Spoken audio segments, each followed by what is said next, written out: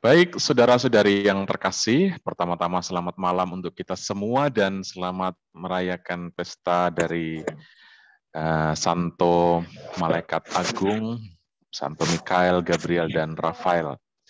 Pada malam hari ini kita berjumpa dalam ibadat kerahiman ilahi secara virtual, sekaligus juga pendalaman iman untuk mendalami sebuah tema yang sebenarnya berat untuk kita dalami, yaitu menyangkut kenapa Allah terkesan diam ketika manusia mengalami begitu banyak kekejaman. Saya akan membacakan apa yang sudah saya siapkan. Tolong nanti disimak melalui share screen berikut ini.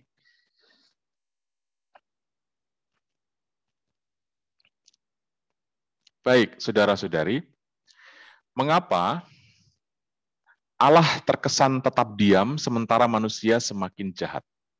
Ini pertanyaan yang menggelitik sekali, yang sampai salah satu penyanyi atau grup band di tanah air kita, Slank, pernah mengungkapkan dalam salah satu lagu, saya tidak tahu judulnya apa, tapi saya pernah menyimak itu dengan kalimat ini, Tuhan kirim pistol dong, jangan bengong. Begitu. Ya. Terkadang kita berteriak seperti itu, Tuhan kirim pistol, atau Tuhan bertindak, jangan cuma diam. Ya. Nah, saudara-saudari, mengapa Allah diam? Itu memang menjadi pergumulan tersendiri dalam batin setiap umat beriman atau beragama.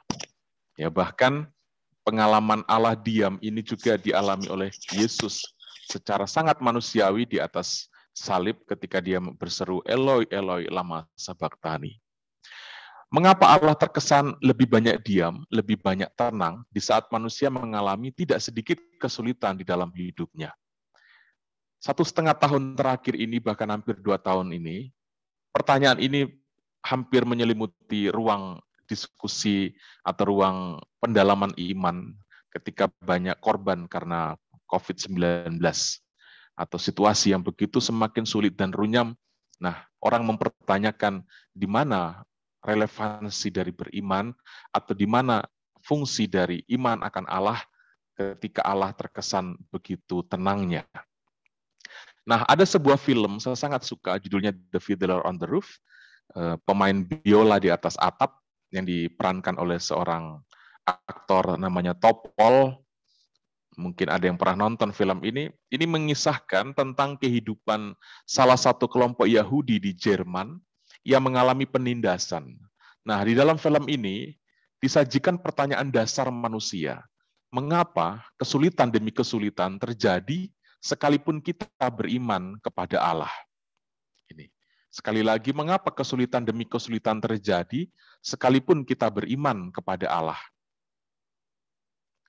Nah, Topol, pemeran dalam film itu yang memainkan peran sebagai Tevye, dia mengatakan begini, apakah engkau di sana terlalu tenang sehingga engkau berpikir, mari buat sedikit keributan di bumi supaya mengusir kesepianmu di atas? Dia mengatakan, apakah engkau Tuhan terhibur dengan kekacauan kami di bumi? Dengan nada yang sangat menggerutu dia berujar seperti itu.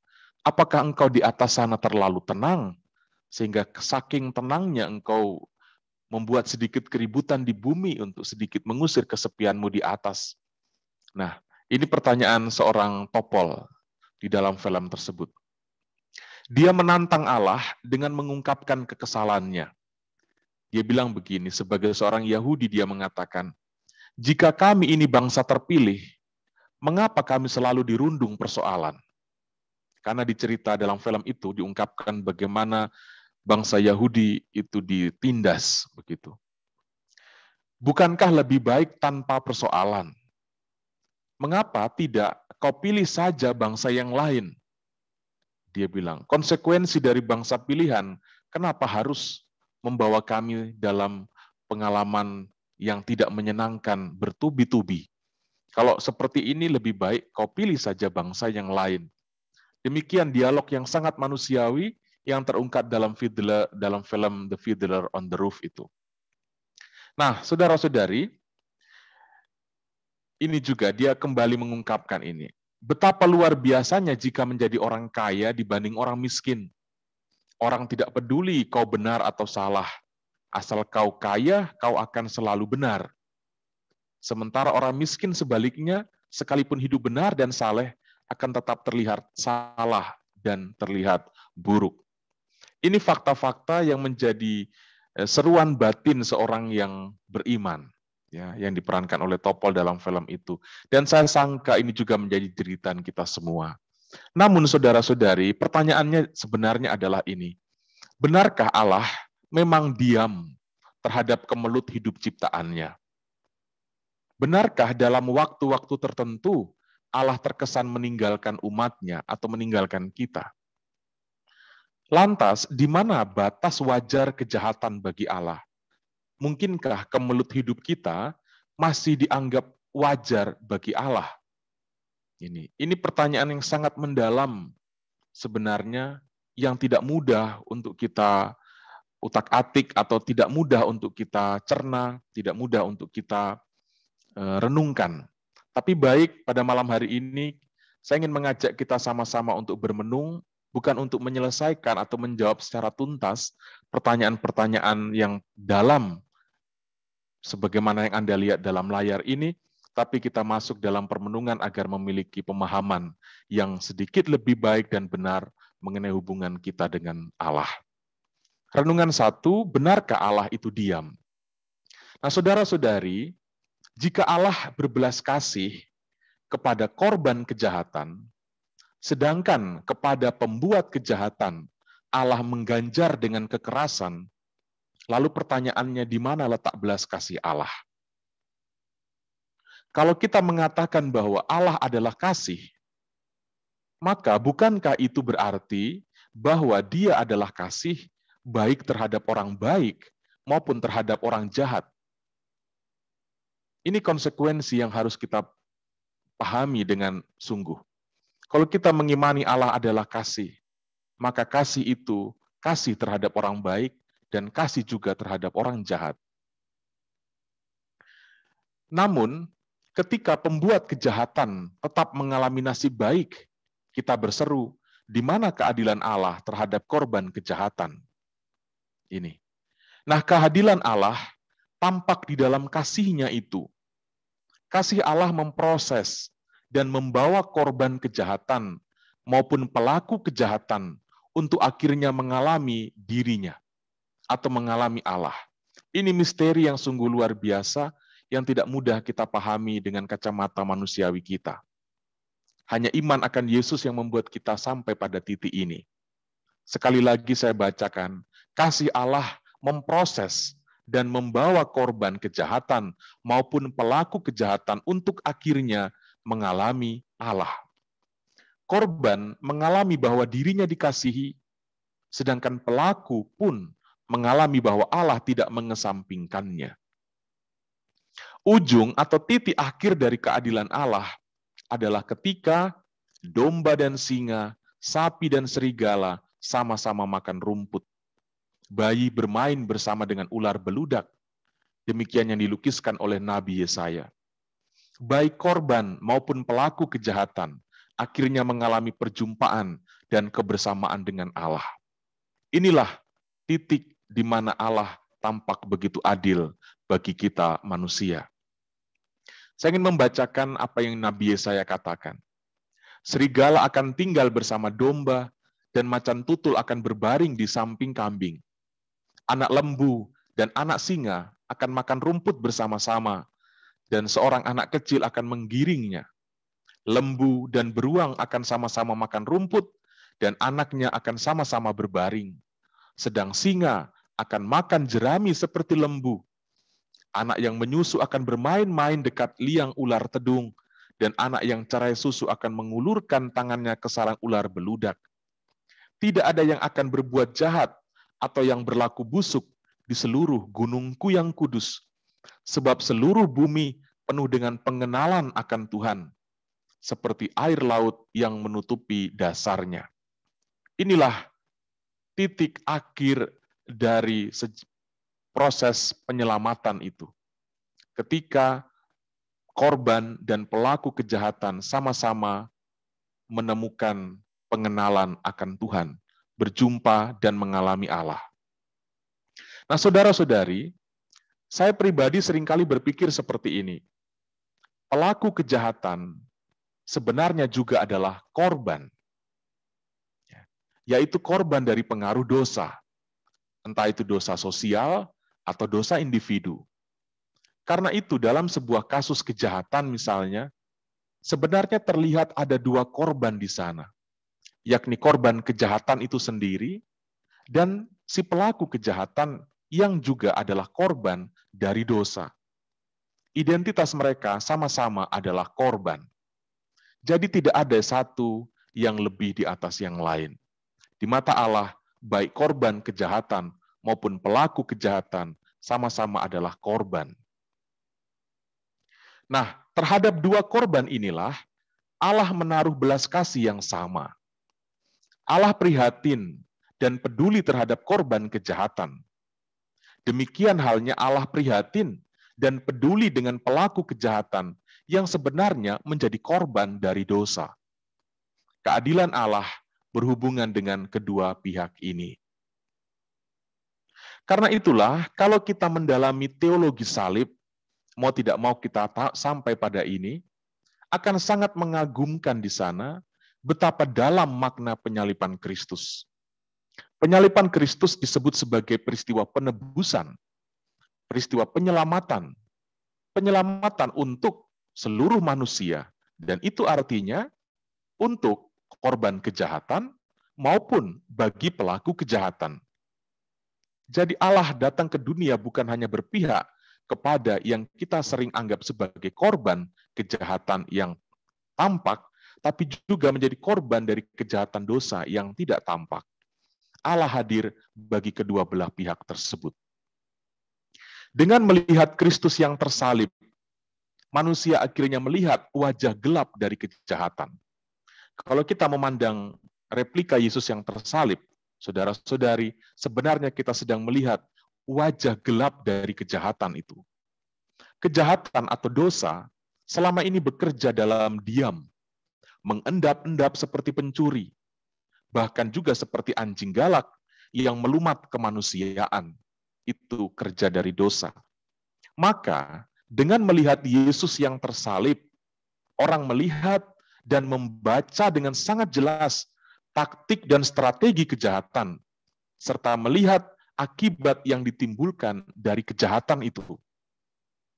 Karena itu, gereja Katolik tidak sungkan-sungkan mempertontonkan wajah korban kejahatan, yaitu Kristus.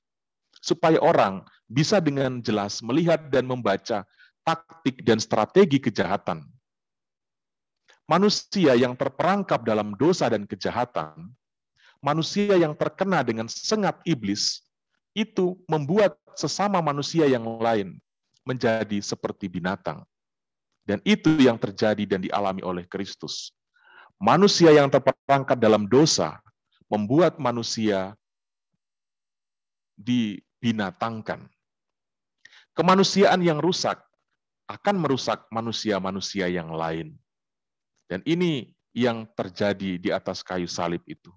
Yesus dibinatangkan, anak manusia dibinatangkan oleh orang-orang yang rusak karena dosa. Ya. Dikatakan di dalam Injil, wajahnya tidak seperti anak manusia lagi. Peristiwa penyaliban itu membuat wajah Yesus tidak seperti anak manusia lagi. Lalu pertanyaannya menjadi mirip wajah siapa? Wajah binatang. Ya, apa yang Yesus alami menjadi seperti apa yang dialami oleh kebanyakan hewan. Nah, Yesus memperlihatkan akibat dari kejahatan dengan menjadikan dirinya sebagai korban dari kejahatan itu. Supaya wajah kejahatan yang sebelumnya tampak diam, tampak mengendap-endap, sembunyi-sembunyi, kini terpampang dengan sangat jelas. Yesus menjadikan dirinya sebagai korban kejahatan, sekaligus sebagai korban dari pelaku dosa itu. Maka dengan melihat Yesus yang tersalib, orang bisa menghindari kontak dengan kegelapan. Sebab orang mengetahui taktik busuk di balik kegelapan setan, sehingga mengupayakan diri agar terhindar dari jebakan kegelapan itu. Karena itu orang yang sering berinteraksi dengan salib, dia akan semakin mengenal seperti apa kejahatan itu.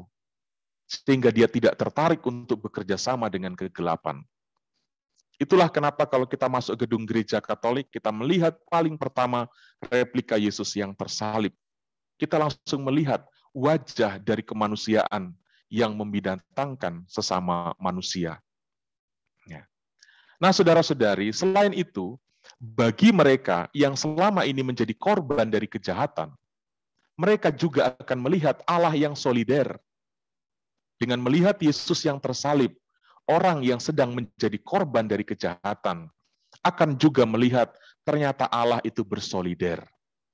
Ternyata dalam penderitaan, dalam situasi sebagai korban, toh Allah ada bersama dengan manusia itu. Wajah penderitaan Kristus menjadi wajah penderitaan kemanusiaan di sepanjang zaman. Jadi kita yang mengalami penderitaan karena kesetiaan, kita yang mengalami penderitaan karena mencoba untuk hidup benar, penderitaan yang kita alami itu membuat kemudian kita melihat ternyata penderitaan kita tidak kita alami secara sepi dan sendiri. Allah juga bersolider dengan penderitaan itu. Dan itu diperlihatkan dengan sangat jelas oleh Kristus yang tersalib. Nah, ketika manusia yang mengalami penderitaan, menyatukan penderitaan itu bersama dan di dalam Kristus, manusia menemukan makna. Manusia menemukan pertemanan bersama dengan Allah, bahwa Allah pun menderita bersama kita. Kalau kita meyakini bahwa Allah turut menderita bersama kita, maka kita tidak akan mengambil keputusan-keputusan yang aneh ketika sedang mengalami penderitaan. Ya.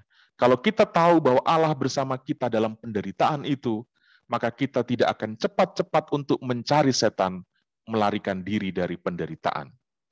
Orang yang tidak sadar bahwa di dalam penderitaan, Allah juga bersolidar dengan kita di situ. Kalau orang tidak sadar akan hal itu, keputusan-keputusan hidupnya cenderung bertentangan dengan Allah. Nah, ketika akibatnya apa? Penderitaan tidak lagi dilihat sebagai momok yang harus dihindari. Kalau orang menyadari bahwa di dalam penderitaan toh Tuhan ada di situ, maka penderitaan tidak lagi dilihat sebagai hantu yang harus kita hindari. Sebab menghindari penderitaan juga bisa berujung pada jebakan setan, yakni berdosa. Orang yang cenderung menghindari penderitaan biasanya akan negosiasi dengan kelemahan dan negosiasi dengan dosa. Dengan Kristus yang tersalib, penderitaan dimengerti sebagai sesuatu yang harus dihadapi bersama dengan Allah. Bukan sesuatu yang harus dihindari, tetapi sesuatu yang harus dihadapi.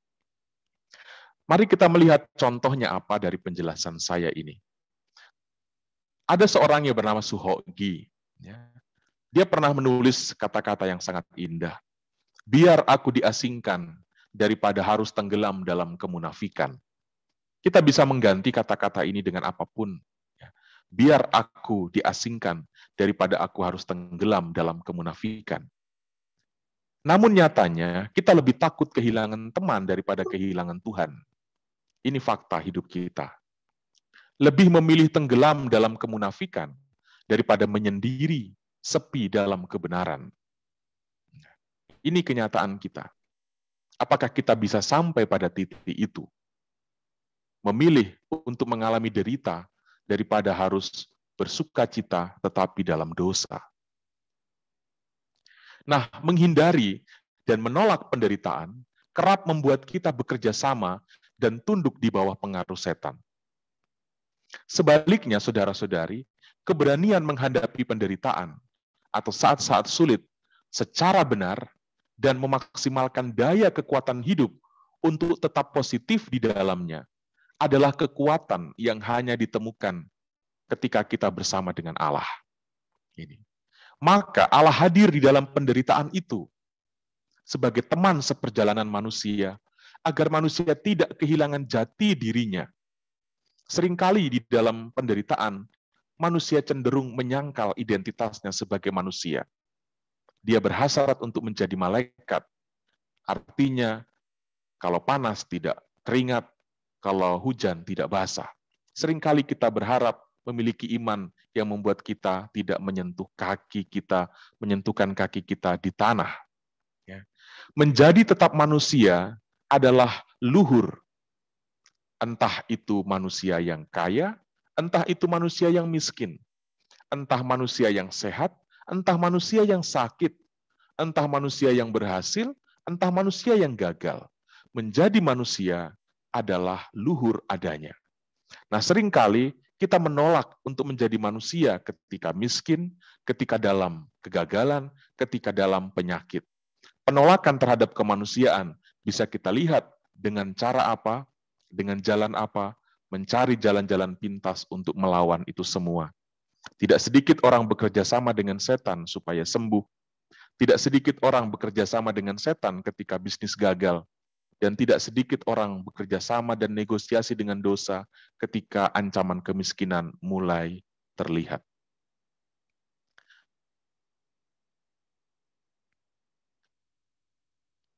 Ada yang bertanya begini, apakah berjuang untuk sembuh dari sakit itu keliru, Romo?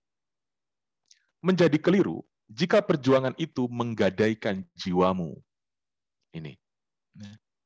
Perjuangan yang benar adalah perjuangan yang menjunjung tinggi martabat baik tubuh maupun jiwa.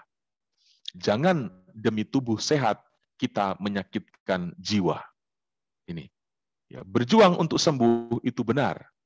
Tentu tidak keliru, tetapi menjadi keliru ketika perjuangan itu menggadaikan jiwamu. Ada lagi yang bertanya, bagaimana jika kita mengorbankan tubuh demi keselamatan jiwa? Apakah bukan berarti bahwa itu adalah tanda kita tidak hormat terhadap tubuh? Penghargaan sejati terhadap tubuh maupun jiwa adalah dengan meletakkan tubuh dan jiwa kita pada jalan yang benar, yaitu jalan Kristus. Kalaupun tubuh kita harus mengalami kehancuran di jalan Kristus, maka kehancuran tubuh itu justru menunjukkan kemuliaan dari tubuh itu sendiri. Ini, saudara-saudari, nanti kalau yang masih agak bingung dengan ini bisa tanyakan pada sesi tanya jawab. Slide saya masih cukup banyak, semoga masih bisa bertahan. Nah, demikianlah saudara-saudari sangat luar biasa. Penyaliban Yesus menyabet dua hal ini sekaligus. Yesus menelanjangi setan, sekaligus mengangkat dan menyelamatkan korban-korban dan calon-calon korban lainnya. Yesus peduli tidak hanya pada korban, tetapi juga pada pelaku. Karena sesungguhnya keduanya adalah korban. Ini. Nah, renungan yang kedua. Mengapa kita diam? Tadi kalau kita bertanya, mengapa Allah terkesan diam? Sekarang kita bertanya, mengapa kita diam? Teriakan kita sebagai korban kejahatan kerap sedemikian melengking sampai kita sendiri tidak lagi mendengar jeritan teriakan batin orang lain yang juga sedang terperangkap dalam jerat dosa. Saya ingin kita langsung berefleksi akan hal ini. Adanya semangat individualisme, tidak peduli dengan orang lain, sikap masa bodoh dengan orang, cuek dengan keadaan, diam terhadap persoalan, sebenarnya menyuburkan dosa dan membiarkan kejahatan berkembang biak dengan suburnya. Kalau kita sering menjerit, kenapa Tuhan diam dengan situasi ini? Kita perlu seimbang untuk bertanya, mengapa banyak manusia yang diam? Sekali lagi, semangat individualisme, sikap masa bodoh dengan orang lain, cuek dengan keadaan, diam terhadap persoalan, sebenarnya menyuburkan dosa dan membiarkan kejahatan berkembang biak dengan suburnya. Perasaan bahwa beban hidupku lebih berat dibanding orang lain, bahwa kitalah yang paling menderita, kitalah yang paling miskin, dan kitalah yang seharusnya menjadi sasaran bantuan. Perasaan serta pemikiran sejenis itu sebenarnya menciptakan benteng dalam diri kita untuk tidak terlibat, tidak bekerja sama dengan Allah, membuka dan membongkar perangkap-perangkap dosa. Banyak orang yang seperti ini, menganggap diri yang paling menderita dan yang paling miskin, dan menempatkan diri sebagai objek dari belas kasih, sampai akhirnya dia menutup diri untuk terlibat, menutup diri untuk mempersembahkan, dan menutup diri untuk berbagi. Yesaya 58 ayat 6-9, ini bagus. Berpuasa yang ku kehendaki, supaya engkau membuka belenggu-belenggu kelaliman, dan melepaskan tali-tali kuk, supaya engkau memerdekakan orang yang teraniaya, dan mematahkan setiap kuk, supaya engkau memecah-mecah rotimu bagi orang yang lapar, dan membawa ke rumahmu orang yang miskin, yang tak punya rumah. Dan apabila engkau melihat orang telanjang, supaya engkau memberi dia pakaian, dan tidak menyembunyikan diri terhadap saudaramu sendiri. Pada waktu itulah terangmu akan merekah seperti fajar, dan lukamu akan pulih dengan segera. Kebenaran menjadi barisan depanmu, dan kemuliaan Tuhan barisan belakangmu. Pada waktu itulah engkau akan memanggil, dan Tuhan akan menjawab. Engkau akan berteriak minta tolong, dan Ia akan berkata, ini aku. Dari teks ini sangat terlihat apa tuntutan Tuhan bagi kita umat-Nya. Ada sebuah kisah kelam dari keluarga Fritz. Mungkin pernah membaca kisah yang akan saya bacakan ini. Seorang bapak dalam keluarga menyekap seorang anak gadisnya sendiri di dalam ruang bawah tanah selama belasan tahun. Malam hari ia memperkosanya, dan siang hari ia hidup wajar dengan istrinya secara sosial. Akibat perbuatannya itu, anak gadisnya memiliki anak hasil dari hubungan dengan ayah kandungnya itu. Sampai akhirnya saat polisi membongkar ruang bawah tanah itu dan mengeluarkan anak gadis tadi, beserta dengan anak-anaknya buah dari pelecehan seksual bertahun-tahun, yang ternyata sudah belasan tahun usia anaknya, diceritakan anak-anak itu akhirnya untuk pertama kalinya melihat matahari di siang hari dan melihat bulan di malam hari. Belum pernah mereka melihat siang dan malam. Sebuah kisah yang sangat keji dan sangat kelam terjadi di Jerman. Atas kisah ini kita memang patut bertanya begini. Seorang manusia saja begitu mengetahui kisah tragis sesamanya, segera bertindak dan membantu. Mengapa tidak begitu dengan Allah? Apa yang Allah tunggu sebenarnya? Apakah kekejaman dan kejahatan itu wajar bagi Dia?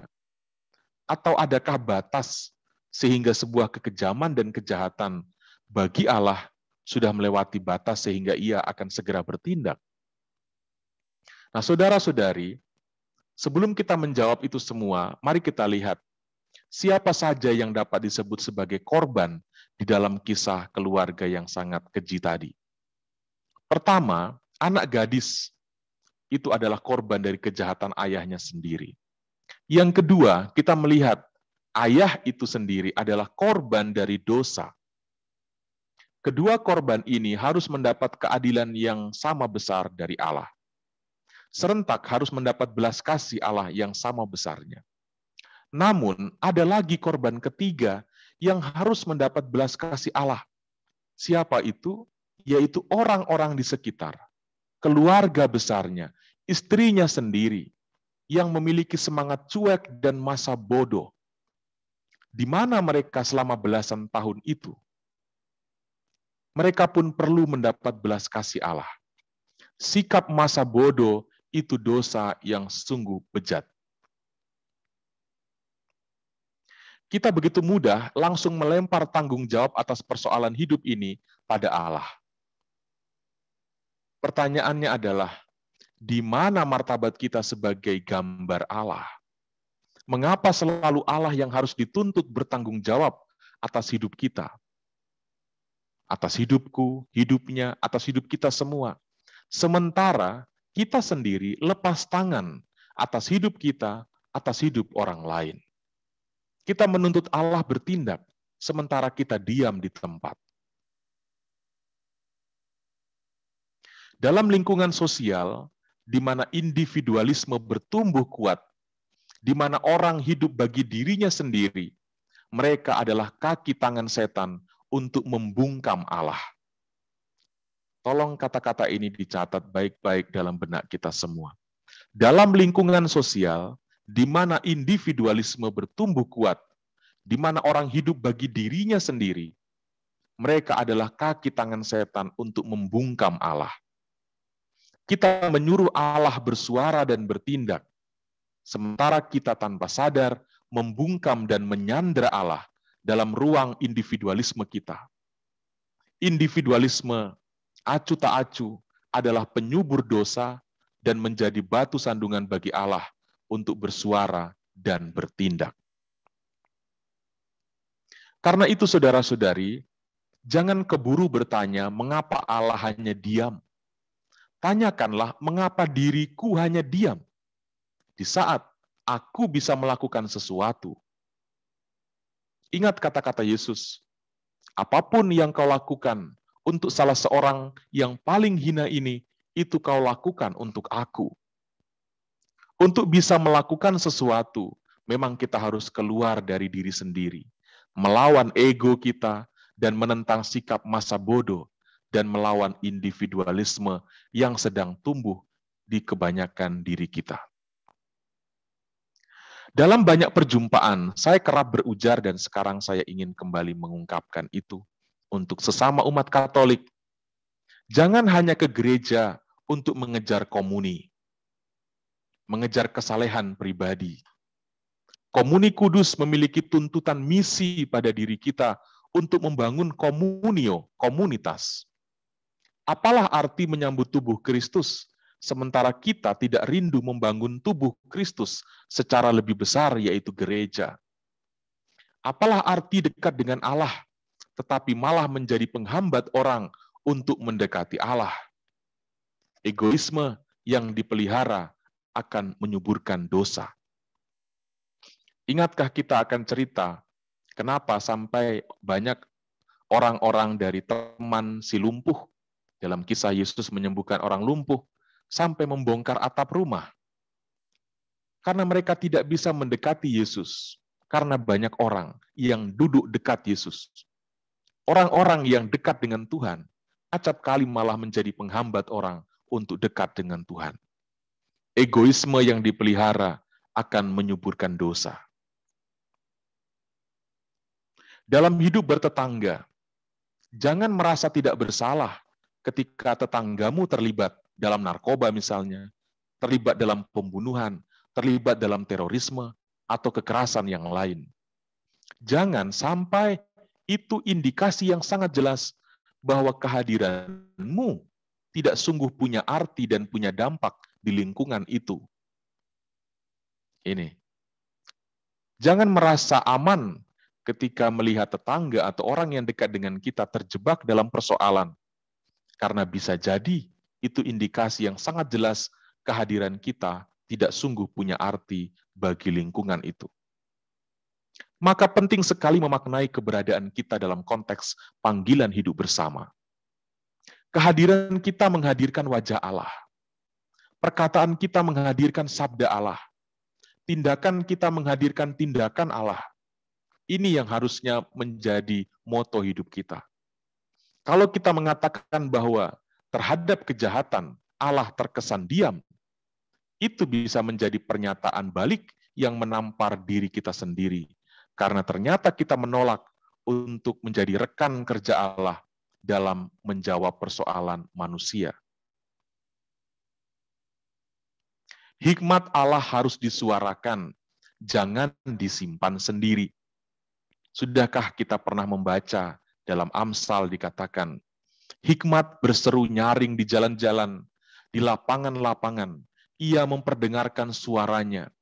Di atas tembok-tembok ia berseru-seru. Di depan pintu-pintu gerbang kota ia mengucapkan kata-katanya.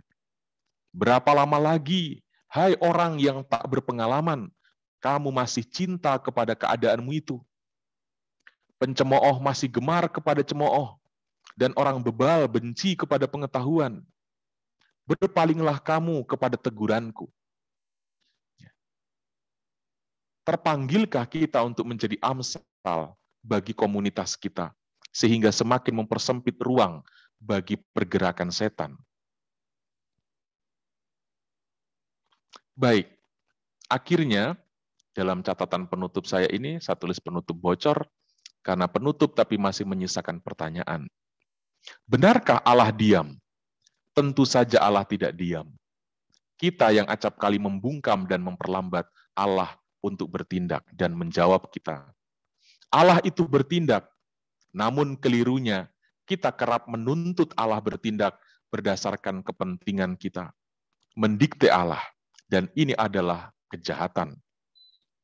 Setiap orang beriman harus tiba pada titik keyakinan bahwa hidup dan mati, sehat dan sakit, kaya atau miskin, pintar atau bodoh, normal atau abnormal, semuanya harus menjadi persembahan.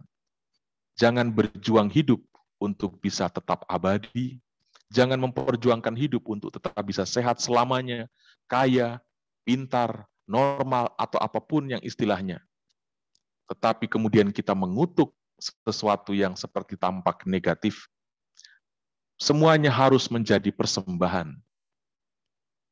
Kita harus berujar, Tuhan, gunakanlah sakitku, gunakanlah kebodohanku, gunakanlah kemiskinanku, penderitaanku, kegagalanku, bahkan kematianku, seturut dengan kehendak-Mu. Ini harus menjadi ujaran orang yang beriman. Hanya dengan itulah, saudara-saudari, maka kita tidak akan menjadi manusia individualis yang cuek dan masa bodoh dengan keadaan di sekitar. Karena ternyata kemiskinan kita juga bisa menjadi persembahan. Sehingga kita tidak hanya menangis dan menuntut untuk dijadikan objek belas kasih, tapi kita sendiri mematikan diri kita untuk berbagi. Kita tidak akan menjadi manusia penakut yang takut bersuara. Ada kebenaran, tetapi kita takut untuk menyuarakannya. Sebab apa? Kita percaya bahwa ternyata di dalam kesepian, di dalam penyingkiran, ternyata itu juga bisa menjadi waktu yang kupersembahkan bagi Allah. Kita bisa memaksimalkan hidup dalam kondisi apapun itu. Mau sehat, miskin, dalam pengalaman kejatuhan atau apapun, situasi itu bisa menjadi persembahan. Bahkan karena pemaknaan itu, kita bisa memaksimalkan hidup dalam kondisi apapun. Kita tidak akan menjadi orang yang menyalahkan orang lain, apalagi menyalahkan Tuhan. Kita tidak menjadi orang yang melawan kenyataan dengan membabi buta, apalagi sampai bekerja sama dengan kejahatan. Dan akhirnya kita bisa mengatakan, ke dalam tangan-Mu Tuhan, kuserahkan nyawaku. Nah, saudara-saudari, Allah tidak diam di dalam hidup kita. Pengalaman tragedi, pengalaman apapun, kalau sampai membuat kita mengatakan Allah diam, bisa jadi ini menjadi tamparan yang telak untuk diri kita sendiri yang ternyata mengatakan bahwa kebanyakan manusia menyandera Allah untuk bertindak. Semangat individualisme kita, cuek, masa bodoh dengan kesekitaran, ternyata menjadi sebuah permenungan yang harus sungguh-sungguh kita dalami, kita evaluasi. Mungkinkah kita menjadi sosok-sosok yang selama ini membungkam atau memperlambat pergerakan Allah? Mengeluh, menangis adalah sangat manusiawi, tetapi jangan lupa bahwa teriakan kepada Allah bukan melulu agar Allah bertindak mengubah-ubah kenyataan yang kita keluhkan atau tangisi itu. Tetapi teriakan kita pada Allah agar kita tetap bisa berbuah di dalam atau di tengah kenyataan-kenyataan itu. Dengan berbuah, kita sedang membahasakan sabda Allah. Kita sedang menghadirkan Kristus bagi dunia. Bahkan itu bisa kita lakukan melalui penderitaan kita. Kristus akhirnya tetap hidup di dalam dunia melalui diri kita. Nah, saudara-saudari, itu beberapa poin catatan permenungan saya terhadap pertanyaan, ketika kejahatan semakin merajalela, mengapa Allah tampak terkesan tetap diam? Allah tidak diam, tetapi tindakan Allah menyelamatkan baik korban kejahatan maupun pelaku kejahatan. Acap kali kitalah yang sebenarnya memperlambat gerak Allah untuk bertindak itu. Dan pergerakan Allah untuk bertindak menjadi lambat karena apa? Diri kita yang terbiasa individualis, masa bodoh dengan keadaan, diam dengan persoalan, cuek dengan sesama. Kita mendekati Tuhan hanya untuk semakin membuat kita seakan-akan saleh secara pribadi, kudus secara pribadi, tetapi tidak terpanggil untuk menguduskan sesama. Sehingga, misalnya dalam bertetangga, ya kita sulit untuk menjadi amsal bagi orang lain, untuk selalu menceritakan hal-hal yang bisa membuat pergerakan setan menjadi semakin sempit. Ya.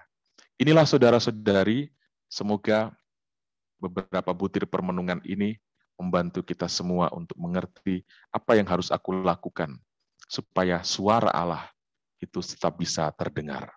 Supaya orang tidak lagi mengatakan, sudah semakin beriman, tetapi Allah terkesan diam. Bisa jadi kita menjadi cermin dari pelaku yang membuat Allah terkesan diam itu. Tuhan Yesus memberkati kita semua. Amin. Wah, luar biasa Romo.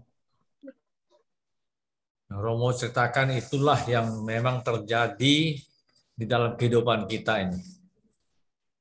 Kalau sampai hidup bermasyarakat yang benar itu baiknya, sebenarnya itu masih terjadi di desa.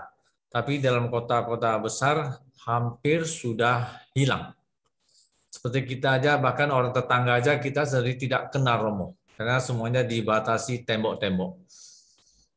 Nah, itu luar biasa. Baik, sekarang kita akan membuka acara tanya jawab. Saya lihat di chat belum ada yang tulis, mungkin bisa kita langsung tanya saja kepada Romo. Oke, saya akan menjadi penanya pertama, Romo. Itu tadi Romo bilang kita tidak boleh individualistis. Harus care. Kita adalah partner daripada Tuhan di dalam melakukan belas kasih dan pertolongan. Nah, kemarin itu minggu yang lalu, sayang ibu itu dia baru saja live karena ada urusan. Ada seorang ibu bersaksi di forum ini, persis ceritanya seperti yang Romo tadi cerita di dalam orang Jerman itu yang menyekap gadisnya di bawah tanah dan memperkosanya. Cuma ini dia tidak menyekapnya, tetapi dalam terang-terangan dia perkosa anak kandungnya, anak gadisnya, ayahnya. Jadi ibu ini tergerak oleh belas kasihan, akhirnya turun tangan menolong. Karena anak itu datang kepadanya minta tolong. Akhirnya tolonglah ditampung anak itu di rumahnya. Dan bahkan dibawa ke kantor polisi untuk melaporkan tindakan ayahnya. Tetapi sayang yang dihadapinya itu adalah seorang preman yang besar di kotanya itu. Polisi cuma menahannya semalam kemudian melepaskannya. Dan justru sekarang perbuatan baik yang dia lakukan itu menjadi ancaman bagi keselamatan dia. Karena preman itu sudah mengancam dia akan membalas dendam kepada ibu ini.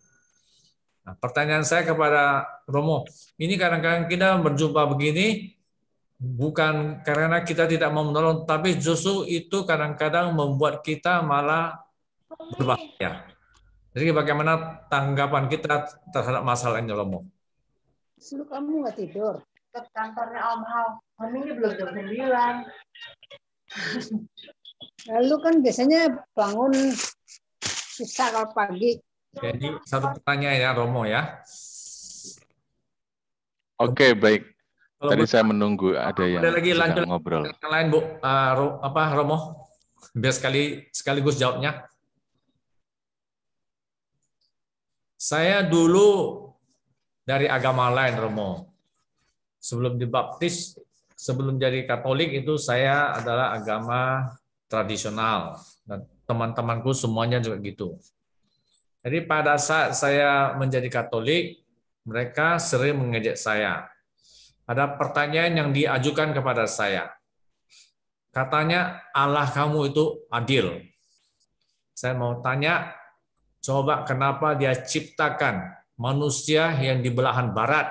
Manusia barat sana hidupnya makmur. Tetapi manusia yang berada di Afrika itu bahkan mati kelaparan. Di mana keadilan Allahmu? Itu dulu pertanyaannya Romo 2. Terima kasih Romo. Baik, Bapak Gunawan. Yang pertanyaan pertama tadi sangat menarik. Saya jadi teringat dengan kata-kata Yesus dalam khotbah di bukit. Berbahagialah kamu yang haus akan kebenaran karena kamu akan begini-begini. Berbahagialah kamu yang karena kamu dianiaya begini-begini.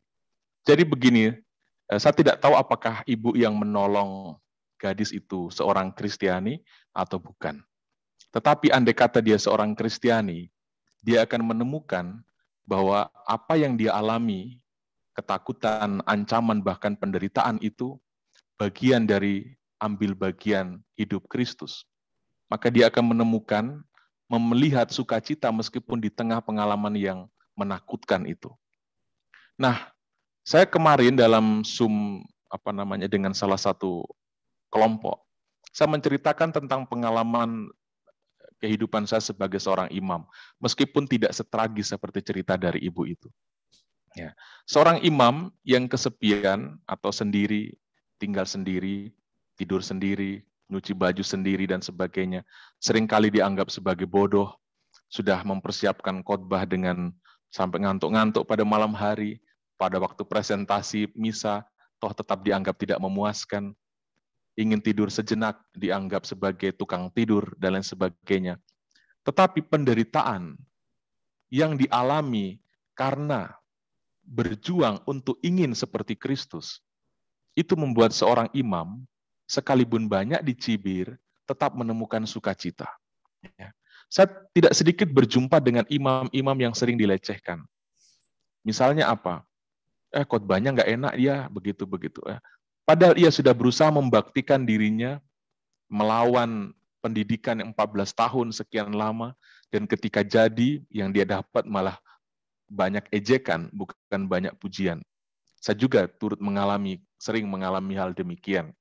Tetapi perjuangan kita untuk menjadi seperti Kristus, kalau toh itu berujung kepada hal-hal yang tidak menyenangkan, itulah persembahan.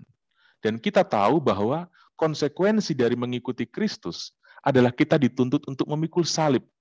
Dan andai kata kita berhasil memikul salib dan menemukan itu, itulah sukacita seorang pengikut Kristus. Dan saya kalau bisa sedikit memberi bahasa penghiburan untuk ibu tadi yang kemudian karena menolong, kemudian ia mengalami hal-hal yang tidak menyenangkan itu. Itulah salib. Dan ketika sampai pada titik seperti itu, coba persatukan penderitaan itu dan makna itu sebagai aku sedang ikut ambil bagian dalam misi Kristus. Dan itulah yang membuat kemudian ada kekuatan di sana. Ada sukacita meskipun orang lihat, dia dikejar-kejar, tapi kok tetap ada sesuatu yang lain di sana. Ya. Itu. Keberanian untuk memikul atau untuk menjadi seperti Kristus dan kemudian memperhadapkan kita kepada momen-momen di mana kita menemukan sakit dan sebagainya. Untuk orang yang sungguh-sungguh tergila-gila akan Kristus, dia akan justru memaknai itu sebagai pengalaman sukacita. Sebaliknya, jangan berbangga diri menjadi orang Kristen yang sepertinya tidak pernah punya persoalan. Sebab jangan sampai tanda bahwa itu artinya kita tidak pernah memperjuangkan apapun. Kalau kita menjadi pengikut Kristus, baru sepanjang hidup kita hanya tenang-tenang saja, aman-aman saja, itu bisa jadi jangan sampai kita tidak sungguh-sungguh pernah berjuang untuk hidup seperti Kristus. Hati-hati dengan impian untuk mencintai Kristus supaya hidup nyaman. Karena tanda supaya kita hidup nyaman, diamlah di rumah, maka itu akan sangat nyaman. Dan berdoalah selalu, maka kita akan merasa aku dicintai Tuhan dan sebagainya. Tetapi pengalaman mengikuti Kristus menuntut kita untuk mempersembahkan. Memang mempersembahkan itu sakit. Ya, seperti ibu tadi, dia mempersembahkan perhatian dan kemudian apa yang dia dapat adalah ancaman. Seperti itu. Seperti Kristus, dia memperjuangkan perhatian, tetapi kemudian yang dia dapat justru apa? Sebaliknya, bahkan kematian. Ya.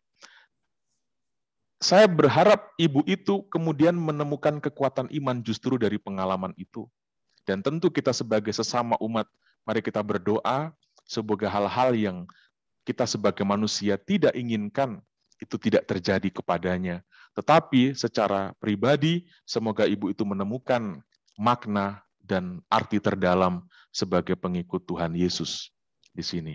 Ya, dan sekali lagi saya ungkapkan, untuk kita yang aman-aman tanpa persoalan, rajin berdoa dan tidak pernah banyak persoalan, jangan senang dulu, karena bisa jadi mungkin kita tidak pernah memperjuangkan apapun. Ya. Pertanyaan yang kedua tadi menyangkut, apakah Allah itu sungguh adil ketika di belahan dunia sana orang kelaparan dan di belahan dunia sini orang tidak kelaparan? Pertanyaannya justru kita balik bertanya kepada orang yang bertanya itu.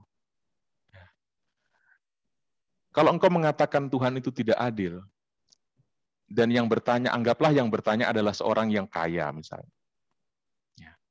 Bagimu, adilkah Tuhan ketika ada orang kaya dan ada orang miskin dan engkau diciptakan sebagai orang mampu dan engkau tidak bertindak sedikit pun terhadap orang yang tidak mampu?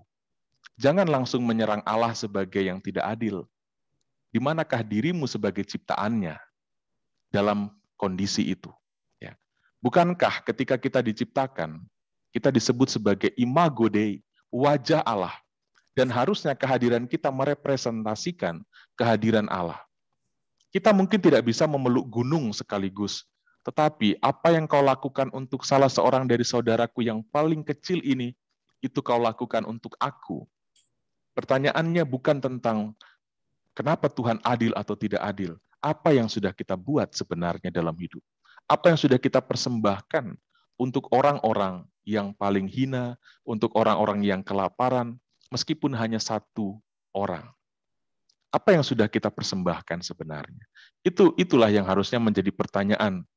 Ya, bukan menyoroti tentang hal yang luar, yang besar, sedangkan hal yang kecil sebenarnya lolos dari kesadaran kita. Mungkin begitu, Bapak Gunawan. Ya, terima kasih, Romo. Itu tadi yang Romo bilang itu orangnya merasa nyaman, justru mereka merasa mereka diberkati Tuhan. Kalian yang susah ini tidak diberkati Tuhan. Gini ya Pak, gimana tanggapan Romo? Orang yang punya merasa diberkati, yang tidak punya merasa tidak diberkati. Ya. Oke, kalau kita menggunakan cara berpikir itu, kita akan mengatakan berarti Yesus itu tidak diberkati Bapa. Karena toh nyatanya dia berujung kepada nasib yang sama sekali buruk di salib. Benar. Kalau kita selalu mengatakan bahwa iman itu, tanda seorang beriman adalah hidup makmur, doanya selalu terjawab, hidupnya sukses, tidak pernah sakit, tidak pernah gagal, tidak pernah jatuh, tidak pernah menangis, dan sebagainya. Kalau itu kita sebut sebagai tanda beriman, maka kita akan mengatakan Yesus itu sama sekali tidak beriman. Jadi, dari mana kita menyebut iman? Lihatlah Kristus, jangan ciptakan pemikiran sendiri tentang iman. Dan seperti apakah manusia beriman itu? Lihatlah Kristus, jangan ciptakan opini sendiri tentang iman. Ini. Makanya selalu balik kepada Kristus.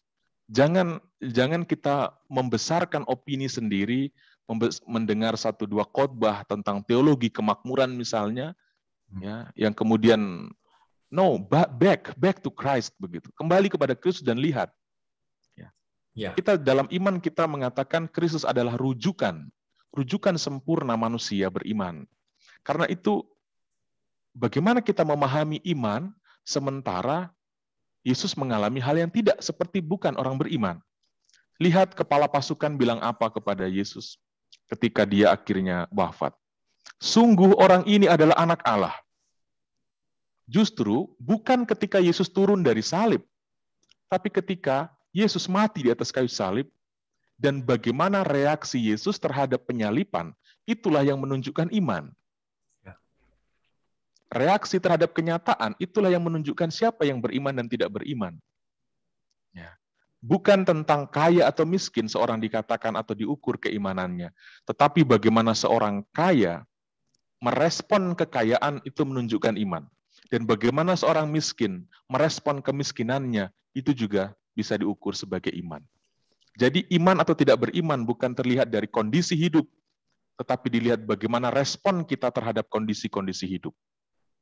Seorang kaya bisa disebut beriman ketika apa?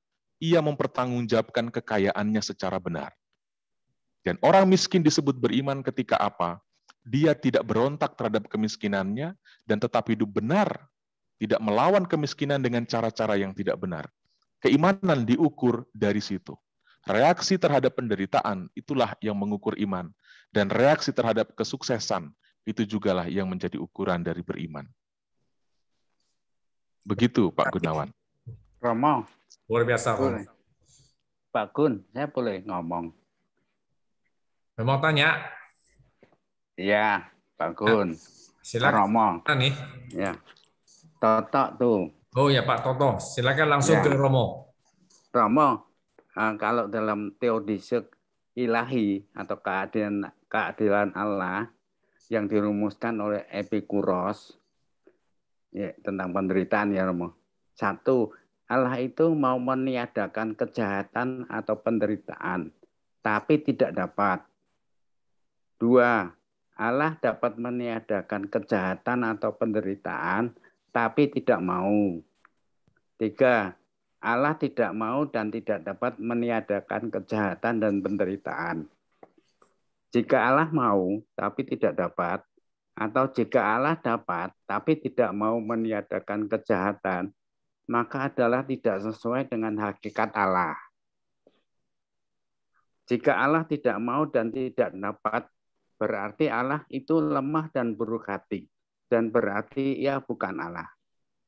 Jika Allah mau dan dapat, memang seharusnya begitulah Allah.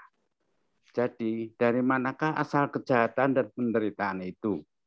Mengapa Allah tidak meniadakan dan menghapuskannya saja?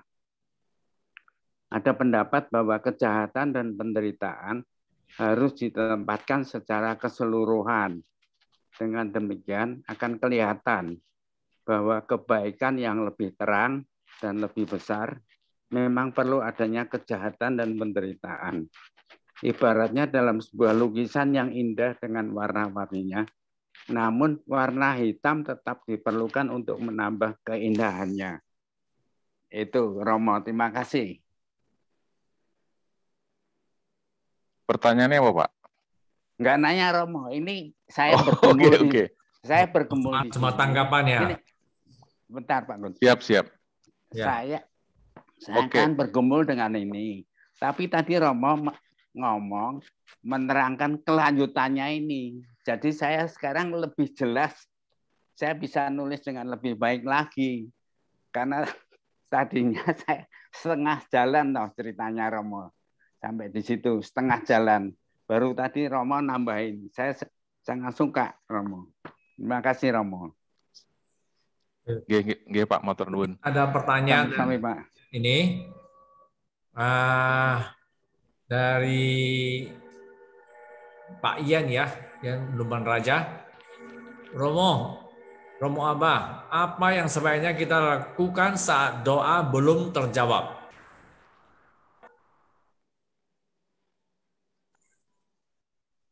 Oke, begini.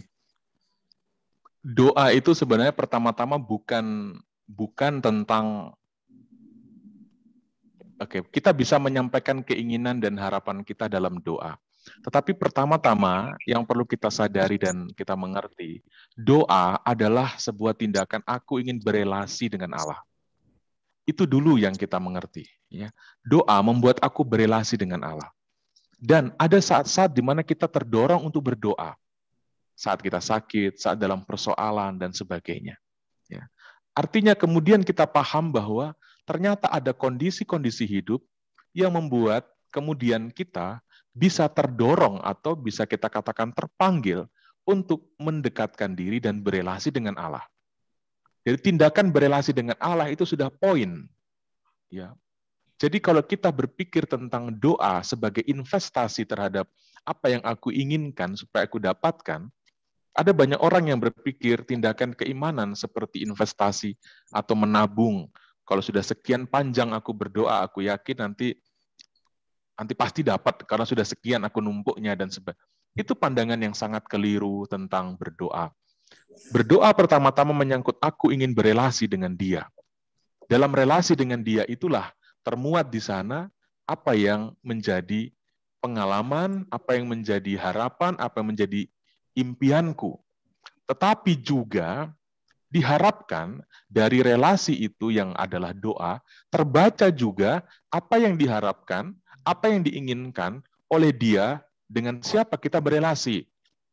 Jadi, kalau berdoa hanya membuat kemudian kita semakin kenal dengan diri kita dan tidak membuat kita semakin kenal dengan Dia yang kita ajak bicara, ini sebuah doa yang bagi saya perlu untuk kembali kita evaluasi.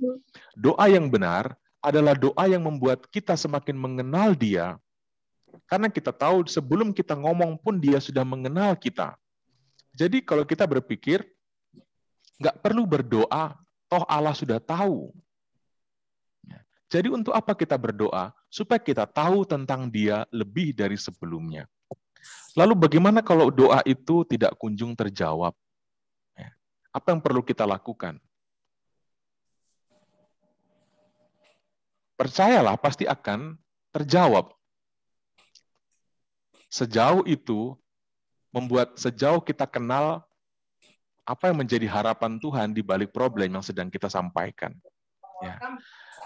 Jadi begini, bukan tentang keinginanku, tetapi apa yang Tuhan harapkan dari apa yang sedang aku inginkan. Ketika aku menyampaikan persoalan hidupku di hadapan Tuhan, kira-kira dari relasiku dengan Tuhan dalam doa, kita mampu membaca nggak kehendak Tuhan atau apa yang sebenarnya Tuhan harapkan kita lakukan di dalam problem ini?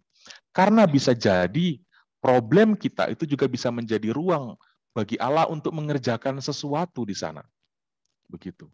Jadi kalau kita selalu menuntut hal yang tidak kita inginkan cepat berlalu dari hidup kita, kita juga bisa berpikir jangan sampai situasi negatif yang sedang kita alami itu ternyata bisa menjadi ruang bagi Tuhan untuk mengerjakan sesuatu yang kita tidak tahu apa itu. Karena itu yang lebih penting adalah mempersembahkannya. Ketimbang meminta Tuhan atau membahasakan secara halus penolakan kita terhadap itu. Mungkin terlalu ilahi apa yang saya katakan ini, terlalu spiritualis, tapi memang harusnya demikian. Terhadap apa yang kita mohon. Karena sekali lagi kita percaya dan harusnya kita percaya, entah itu kemiskinan, entah itu rasa sakit, itu bisa menjadi ruang bagi Tuhan untuk mengerjakan sesuatu. Jadi jangan terlalu cepat untuk menolaknya. Kita bisa mohon Tuhan, aku setengah mati dengan pengalaman ini. Aku mohon supaya secara manusiawi, aku ingin ini cepat berlalu, jangan terjadi. Tetapi bukan kehendakku, tetapi kehendakmu yang terjadi. Karena aku percaya di dalam sakitku ini, aku tahu bahwa Engkau bisa mengerjakan sesuatu di sana yang mungkin di luar dari apa yang aku ekspektasikan. Seperti kata-kata Yesus di Taman Getsemani. Tuhan, Bapa, aku tidak mau ini. Aku tidak mampu ini. Biarlah piala ini berlalu. Ternyata susah sekali menjadi anakmu itu. Sudah, buang piala ini, aku tidak mau. Tapi Yesus tidak berhenti di situ. Tetapi bukan kehendakku, tetapi kehendakmu. Kalau memang penderitaan dan sakitku, bahkan kematianku, bisa menjadi sesuatu yang lain dan lebih berguna bagimu, terjadilah. Ini doa sebenarnya. Jadi doa jangan berhenti kepada penolakan terhadap kondisi hidup, tetapi doa harus juga berujung kepada mempersembahkan kondisi hidup. Mungkin begitu Bapak Gunawan. Ya. Boleh saya nambahin ya? Iya ya. Boleh saya nambahin ya? Tadi jawaban yang terakhir itu. Kalau belum dijawab, tadi udah dijawab sama Romo Aba ya. Kalau saya lihat pengalamannya pendeta Yusuf itu ketika dia di Korea, dia merasa dapat serangan jantung, kakinya mengecil satu, lebih pendek. Dia menjerit, Yesus tolong saya. Tapi tidak ada jawaban, tidak ada reaksi. Dia menjawab lebih keras lagi, Yesus tolong saya. Masih belum ada jawaban. Dan akhirnya dia menjerit sekuat tenaga dia dengan sepenuhnya, Yesus tolong saya. Itu kemudian dia tertolong. Dia menjadi dengan pengalaman ini, dengan saya menangkap bahwa mungkin kalau belum dijawab itu, doa kita belum sungguh-sungguh gitu loh. Kualitasnya masih bisa ditingkatkan dalam arti keyakinan dan sebagainya. Itulah tambahan masukan dari saya, semoga bermanfaat. Baik, Romo, ada itu saya perlu koreksi sedikit. Itu bukan gambaran, bukan prinsip iman Katolik ya. Tentang kalau doa belum terjawab berarti itu belum sungguh-sungguh berdoa. Siapa bilang? Doa Yesus nggak terjawab ya? Lain, salah satu alternatif. Mungkin belum kurang. Kita nggak bisa berhenti di situ, karena begini Ibu. Sekali lagi saya katakan, kita nggak mau sakit. Romo Aba juga nggak mau sakit. Tetapi Tuhan bisa memakai penyakitnya Romo Aba untuk sesuatu yang lain. Yesus tidak mau mengalami dicambuk-cambuk, diludahi itu sebagai manusia. Tetapi dia mengatakan, kalau pengalaman itu bisa lebih berguna bagimu Bapa, terjadilah. Ini. Nah, orang beriman harus sampai pada itu. Jadi kita beriman kepada Yesus bukan sebagai pengumpul mantra untuk menolak bala. No, ada sesuatu yang perlu kita pahami di balik doa itu. Begitu. Perspektif ini yang perlu dimiliki oleh setiap orang Kristen supaya tidak stres. Banyak orang beriman itu stres. Akhirnya apa? Dituduh, kamu kurang beriman lah, doamu kurang sungguh-sungguh lah.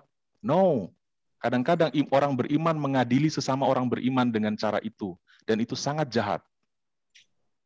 Dia tidak tahu bahwa ternyata di dalam penyakit. Ya. Oke ya, cukup jelas. Baik. Ya. Baik, supaya kita jangan buang waktu lagi, karena waktu jalan terus. Romo, ini ada pertanyaan di chat dari Ibu Evi. Romo, sebagai korban, ini kayaknya keadilan ini. Sebagai korban, kita menderita sekali.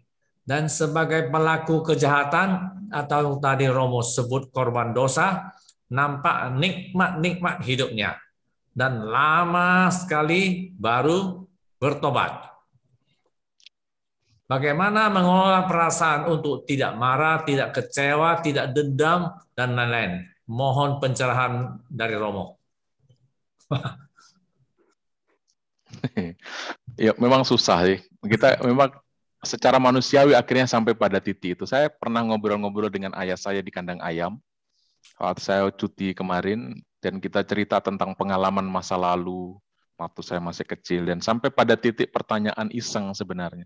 Kenapa ya nak, orang yang jahatin kita, kok hidupnya kok enak-enak begitu ya?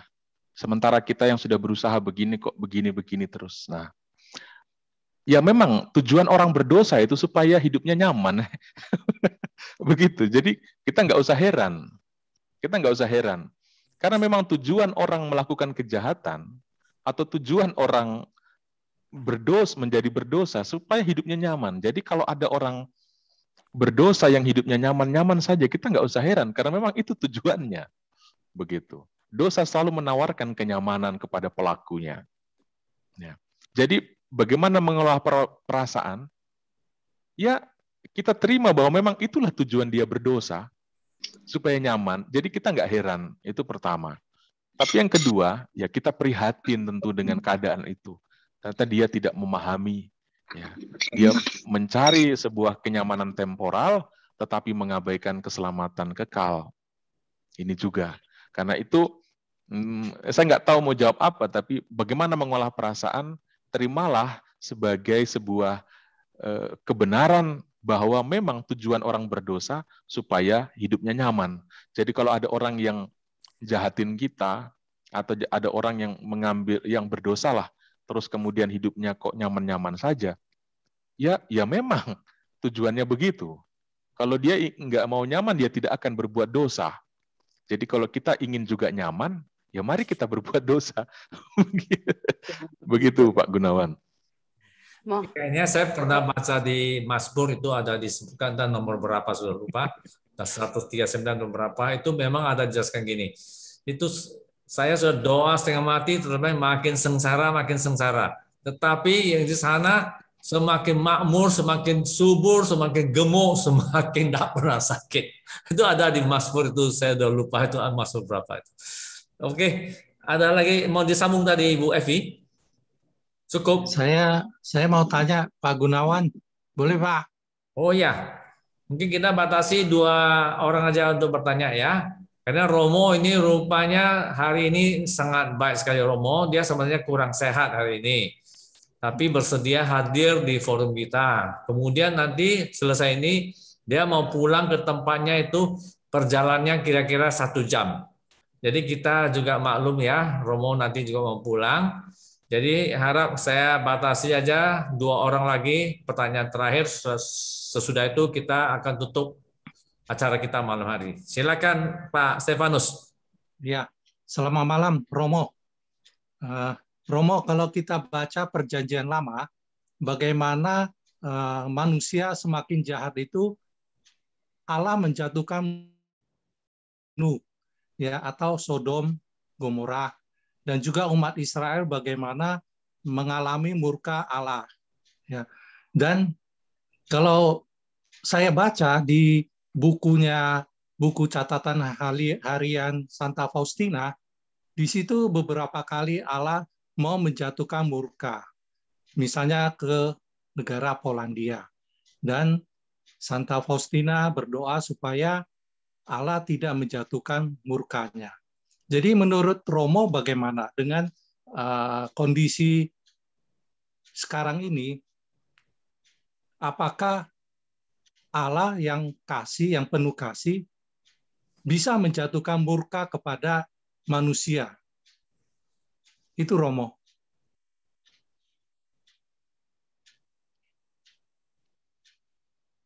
Baik, saya terus terang jadi agak blank dengan pertanyaan itu memang. Apakah Allah yang penuh kasih juga bisa murka? Kemurkaan Tuhan saya pikir berhubungan dengan prinsip. Tuhan itu pengasih, tapi bukan berarti dia tidak punya prinsip tentang kebenaran. Ya, begitu. Jadi memperjuangkan, atau ketika Allah menegakkan sesuatu dari yang tidak benar menuju kepada benar, ini menyakitkan begitu. Ya. Sama juga ketika Allah memproses hidup kita dari yang berdosa menuju kepada menjadi selamat, dari yang tidak selamat, dari ancaman keselamatan menuju menjadi selamat. Itu juga menuntut kita untuk menerima bagaimana tindakan Allah itu juga terasa sakit untuk kita begitu. Ya, seperti kalau kita lihat keseharian, orang yang mau disembuhkan dari penyakit kanker misalnya, ya harus siap untuk dioperasi dan sebagainya. Kalau tindakan Allah untuk dalam memproses ciptaannya dari yang tidak baik menjadi baik, itu kemudian disebut sebagai murka Allah, itu saya pikir bagaimana ya? Mungkin itu klaim atau pernyataan dari sudut pandang kita manusia. Tapi dari sudut pandang Allah tidaklah demikian. Bahasa kita mungkin membahasakan sesuatu yang tidak enak, yang terlihat itu sebagai tanda murka. Tetapi dari sudut pandang Allah bisa jadi berbeda. Ini adalah tindakan kasih, begitu. Kalau seorang ayah marah kepada anaknya yang mencuri, dari sudut pandang anak, oh ayahku murka. Tetapi dari sudut pandang ayah, enggak nak, aku tidak murka, tapi aku mau menegaskan kasihku kepadamu. Begitu. Jadi istilah-istilah juga kadang-kadang tergantung dari perspektif mana, begitu. Ya, saya hanya bisa mungkin mengungkapkan itu. Kita semua percaya Allah itu kasih. Dan ketika Allah menegakkan prinsip kasihnya di sana, itu bisa menjadi menyakitkan bagi kita yang tidak terbiasa dengan kasih itu. Begitu. Nah, seorang seperti murid-murid Yesus sendiri, ketika Yesus menegaskan tentang akulah roti hidup dan sebagainya, para murid kemudian banyak yang pergi karena memberi kesan bahwa perkataan itu keras. Siapa yang dapat mendengarnya? Ya. Nah, ini juga sudut pandang mana, cara lihat dari manalah yang kemudian membuat kita kemudian bisa menilai itu sebagai murka atau sebagai penegakkan kasih, begitu. Ya, saya percaya dan kita semua percaya Allah adalah kasih, dan ketika Allah memperjuangkan atau menegakkan prinsip kasihnya bagi manusia, maka itu akan terasa sangat menyakitkan bagi manusia yang tidak mengenal kasih itu. Dan bisa saja orang yang tidak mengenal kasih Allah itu, ketika kasih Allah itu diperjuangkan, akan menyebut tindakan kasih Allah sebagai murka Allah. Begitu. Mungkin begitu Bapak, andai kata ini tidak sungguh mungkin menjawab. Baik. Terima kasih Romo. Baik ya, mungkin kita boleh lagi satu pertanyaan terakhir. Siapa yang mau tanya? Sebelumnya ini ada yang mengungkapkan di chat, Romo, saya punya pengalaman sakit dan pernah merasakan judgment orang-orang beriman. Sakitmu tidak sembuh-sembuh karena kamu kurang beriman. Salah berdoa. Kamu itu. Dan itu. Saya merasakan sakit hati dibilang gitu semua di depan banyak orang. Tapi saya sangat merasakan kasih Tuhan malah setelahnya dan malah menjadi makin sadar arti belas kasihan kerahiman Tuhan. Itu aja cuma ungkapannya. Tapi itu memang benar, memang benar. Makanya tadi saya ungkapkan, mohon maaf saya bukan mau menyerang Ibu tadi ya, tapi ini hampir kebanyakan di pikiran kita orang-orang beriman, Kristen, Katolik maupun non-Katolik.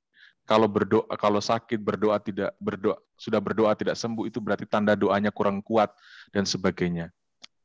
Kadang-kadang kita berpikir Tuhan itu emangnya seperti dukun yang mantranya kurang kuat nih, atau jimatnya kurang mempan, atau sesajennya kurang banyak dan sebagainya. Kalau kita cara berpikir itu, jangan sampai iman kita seperti praktek animisme modern jadinya ya, begitu. Jangan sampai iman kekristenan kita tercoreng dengan cara pikir kita yang demikian. Dan banyak orang begitu. Banyak, saya kasihan dengan yang cara berpikir. Dan banyak orang yang mengaku beriman, kemudian mengadili sesama orang yang juga sedang memperjuangkan iman. Seperti yang tadi Ibu sharingkan itu. Jadi mari kita melihat sesuatu dengan kacamata seperti Kristus melihat. Ya, begitu. Jadi seperti saya ingin kembali lagi mengungkapkan bahwa pengalaman sakit, permohonan kita untuk sembuh, jangan hanya berhenti pada titik Tuhan, aku ingin sembuh, aku tidak mau sakit. Jangan hanya berhenti di situ, tapi harus lanjut kepada sebuah pemahaman iman bahwa Tuhan, kalau memang sakitku ini bisa Engkau pakai untuk sesuatu yang lebih berguna, aku persembahkan. Ini. Dan itu tidak dilihat oleh orang-orang yang mengatakan yang orientasinya hanya kaya, sembuh, makmur. Dia tidak akan pernah sampai pada titik iman itu. Dan dia orang-orang yang tipe itu yang akan mengadili sesamanya. Oh, itu kamu kurang kuat tuh beriman. Kamu kurang banyak berdoa tuh dan sebagainya. Banyak dunia ini banyak ditopang dan didukung. Kekristenan kita didukung bukan oleh orang-orang yang tidak mati, tetapi justru ditopang oleh para martir yang mati. Kekristenan kita tumbuh karena Yesus yang mati dan bangkit, yang mempersembahkan pengkhianatan, mempersembahkan penyangkalan itu. Bukan muncul dari orang yang melawan itu semua. Ya. Jadi saya berharap semoga beberapa orang yang mendengar apa yang saya katakan malam hari ini, tolong stop untuk mengadili sesama orang beriman dengan menyatakan hal-hal seperti itu. Ya. Itu sudah jelas itu iman Kristiani yang sesat, yang keliru. Ya, tolong bertobat kalau orientasi imannya dibatasi hanya seperti itu. Ya, itu tidak benar. Baik. Saya masih ada ganjelan nih, Mo. Kalau seorang pimpinan gereja, seorang katakan monsinyur korupsi, tapi dalam peristiwa semua juga tahu, tapi dalam penetapan paroki masih dikatakan yang mulia. Saya jadi bingung, Mo. Gimana sih gitu? Oke, agak di luar konteksnya, tapi begini. Jangan dibicarakan di sini deh, Romo. Oke. Soal pribadi. Iya. Kasihan monsinyurnya. Ya baik. Kita pertanyaan terakhir ya. Siapa lagi yang mau bertanya? Dari tadi terakhir terus. Ini benar terakhir. Romo, itu kalau menurut Monsinyur Sunarko kata-kata Fides Quaerens Intellectum. Kameranya Pak, biar kita bisa lihat wajahnya. Romo mau lihat wajahnya. Nah, itu udah ada wajah saya.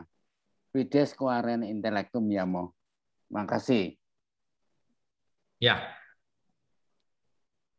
Ya, itu maksudnya berimanlah dulu. Maka dari iman itulah engkau akan dituntun untuk menemukan banyak pengertian-pengertian ya. Fides, iman, Quaerens, menemukan pengetahuan, intelektum. Itu dari Thomas Aquinas. Ya. Karena orang berpikir bahwa aku ingin mengerti dulu baru aku mau beriman. No. Imanilah dulu, maka dari iman itu engkau akan dituntun untuk menemukan pengertian-pengertian, bahkan yang tidak ditemukan oleh orang yang tidak mengimani itu.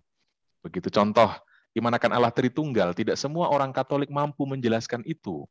Wah. Tetapi secara internal kita mengerti, tapi bahasa untuk mengatakan itu kita tidak temukan misalnya.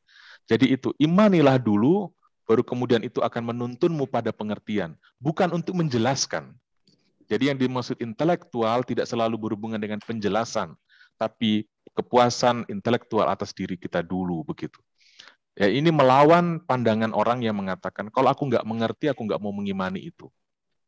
Begitu. Padahal iman sesuatu yang jauh di luar atau melebihi batasan-batasan intelektual. Oke, ini susah ya mau ya mengatakannya itu ya. Malam Mo. Oke ya, saya rasa kita sudah cukup malam ini. Kita akan menyelesaikan acara kita pada malam hari ini. Baik, sebelum Romo menutup dengan doa penutup dan berkat, saya mohon kita semuanya bersatu dengan saya doakan kepada Romo supaya dia tetap diberi kesehatan dan diberi kekuatan dan diberikan hikmat dan dapat kembali ke tempatnya dengan selamat. Karena malaikat-malaikat Tuhan selalu mengiringi dia sepanjang jalan. Kita tutup dengan 3 kali salam Maria ya. Salam Maria penuh rahmat Tuhan sertamu. Pujilah engkau di antara wanita, dan terpujilah buat Yesus.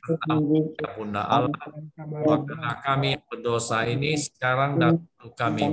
Amin. Salam Maria penuh rahmat Tuhan sertamu. Terpujilah engkau di antara wanita dan terpujilah buah tubuhmu Yesus. Salam Maria Bunda Allah, doakanlah kami berdosa ini dan waktu kami mati. Amin. Maria penuh rahmat Tuhan sertamu. Engkau di antara wanita dan terpujilah buah tubuhmu Yesus. Santa Maria Bunda Allah, doakanlah kami yang berdosa ini sekarang dan waktu kami mati. Baik, kita segera di penghujung acara. Sebelum kita tutup, saya mengucapkan banyak-banyak terima kasih kepada Romo Yohanes Sutanto, Romo Abah, dan juga kepada Bapak Ibu, terutama yang sudah bertugas pada malam hari ini, dan juga semua yang hadir di tempat ini, baik yang baru pertama kali ataupun yang sudah sering hadir. Saya mengucapkan banyak-banyak terima kasih. Kiranya kita semuanya akan pulang dengan membawa berkat Tuhan. Dan kita sekarang akan menutup acara ini dengan lagu penutup, kemudian disusul dengan doa penutup dan berkat oleh Romo. Silakan.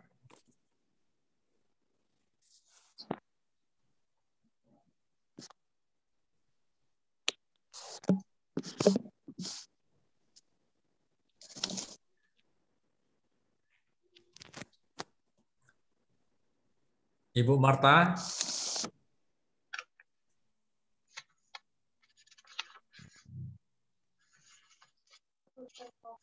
Marta Lauli.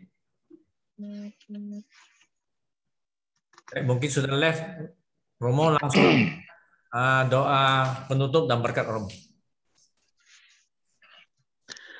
Baik, Bapak, Ibu, Saudara-saudari, sebelum kita menutup perayaan ini, menutup ibadat dan pendalaman iman kita pada malam hari ini, saya secara pribadi mengucapkan terima kasih banyak atas kepercayaan diundang dalam kegiatan ini, dan terima kasih sudah bersedia mendengarkan buah-buah permenungan saya, dan semoga tidak menambah bingung andai kata belum mengerti atau apa, semoga kita masih bisa berkontak untuk tetap saling memperkaya iman satu sama lain. Amin. Saya mohon maaf andai kata ada kata-kata yang kurang berkenan atau menyakitkan, terutama untuk Ibu tadi yang saya cenderung spontan untuk mengatakan itu. Saya mohon maaf, maksud saya tidak sejahat itu, semoga dipahami dengan baik. Ya. Baik, mari saudara-saudari kita satu hati untuk berdoa. Dalam nama Bapa dan Putra dan Roh Kudus, amin. Allah yang Maha Kuasa dan Kekal, kami mengucap syukur padamu untuk perjumpaan malam hari ini. Kami percaya Engkau akan mengerjakan yang terbaik bagi kami seturut dengan kehendak-Mu, dan ajarilah kami hari demi hari untuk mengenal dan untuk mengetahui apa sebenarnya yang Engkau harapkan dari kami masing-masing. Terutama malam hari ini kami mohon Engkau membuat kami tidak menjadi pribadi yang individualis, yang egois. Semoga kami juga menjadi pribadi yang berani untuk melihat keadaan dan berani untuk bersuara, meskipun dalam hal-hal yang sangat sederhana dan kecil. Karena dari dan melewati diri kamilah Engkau bersuara, melewati diri kamilah Engkau bertindak, dan melalui diri kamilah Engkau menyampaikan maksud-maksud-Mu kepada dunia. Dan semoga kami dapat menjadi ciptaan yang mau bekerja sama dan mau menjadi rekan bagi-Mu. Karena itu Allah yang Maha Kuasa, tuntunlah kami selalu, kuatkanlah iman kami, ampunilah kesalahan kami, dan tuntunlah kami tetap berada pada jalan-Mu. Jangan pernah biarkan kami terpisah daripada-Mu. Turunkanlah berkat-Mu, Allah yang Maha Kudus, untuk saudara-saudari yang malam hari ini ada dalam banyak pergumulan, dalam banyak hal-hal yang mereka sedang bingung, sedang hadapi. Semoga hidup mereka selalu berkenan kepadamu, dan segala persoalan hidup mereka mendapat jalan keluarnya hanya di dalam Engkau. Berkat-Mu tercurah untuk kami semua, dalam nama Bapa dan Putra dan Roh Kudus. Amin.